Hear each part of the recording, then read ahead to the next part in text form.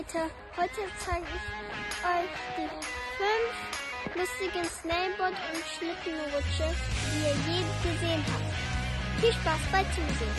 Platz 5, Pinguinrutschen. Platz 4, Herumdrehen.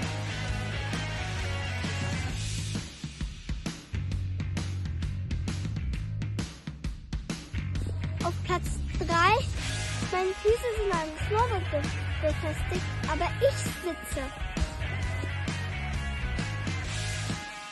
Platz 2, ich falle vom Schlitten.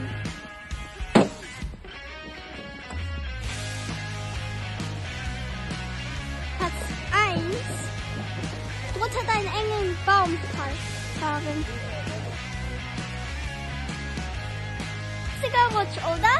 Lasst ein Abo und Like da, wenn ihr es lustig fand.